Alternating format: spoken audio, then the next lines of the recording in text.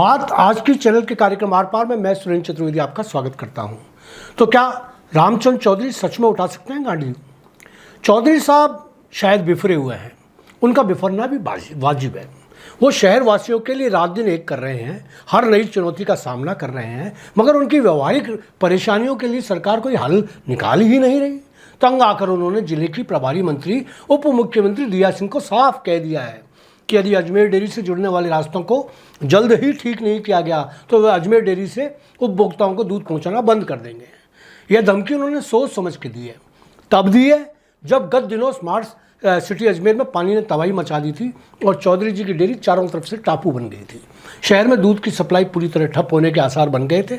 उस बुरे वक्त में भी हमारे चौधरी साहब ने करिश्माई प्रयोग करते हुए सैकड़ों फीट की पाइपलाइन बिछाकर दूध की सप्लाई अनवरत जारी रखी।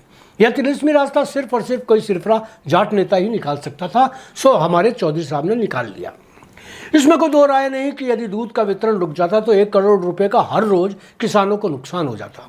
हर रोज अजमेर डेयरी इस राशि का दूध संग्रहित करती है। यही नहीं, पूरा जिला दूध के लिए त्राइमाम कर उठता। हमारे मास्टर रामचंद्र चौधरी ने चुनौतियों की 12 बजाते हुए आज दिनांक तक दूध के लाले नहीं पड़ने दिए, पर अब उन्होंने साफ कर दिया है कि उनकी डेयरी आज भी चारों तरफ से पानी में घिरी हुई है।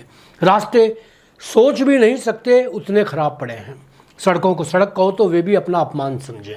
अनीता बघेल जी की अधूरी पुलिया उनके कार्यकाल पर आंसू बहा रही है। पता नहीं किस दुर्भाग्यपूर्ण क्षणों में उसका नक्शा बनाया गया था कि आज तक वह किसी महान विधायक के आने का इंतजार कर रही है।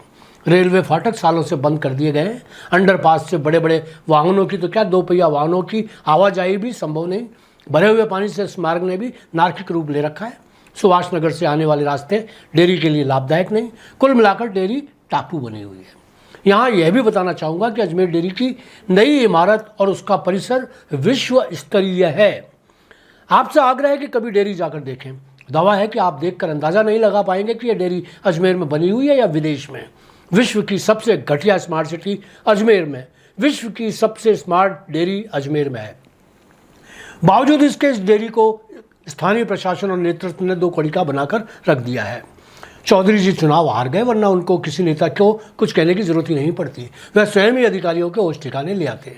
अब सांसद भागीरथ चौधरी और विधायक अनीता बघेल के पाले में डेयरी फुटबॉल बनी हुई है। दोनों ही नेता लंबे समय से सत्ता में है और मंत्री पद से सुशोभित भी, मगर डेयरी को लेकर उनकी उपलब्धि 0 है। हारकर चौधरी साहब ने अर्जुन वाला गांडीव हाथ में उठा लिया है। गांडीव शब्द ही ऐसा है कि सुनकर अच्छे भले की तबीयत ठीक हो जाए।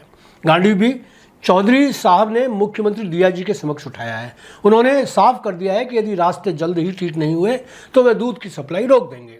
यद्यपि दिया जी ने अधिकारियों को स्पष्ट निर्देश दे दिए हैं, मगर पता नहीं क्यों मुझे ये लग रहा है कि मिट्टी के कट्टों से ज़्यादा रास्तों में कुछ नया नहीं होगा। आप भी यहीं हैं चौधरी जी, डेयरी भी यहीं है, मंत्री जी भी यहीं हैं। सड़कों की सुनवाई ना कल हुई ना आज होगी। तो हे चौधरी, अर्जुन गांडीव तैयार रखो। जब तक नहीं उठेगा कुछ नहीं होगा। आज इतना ही, धन्यवाद।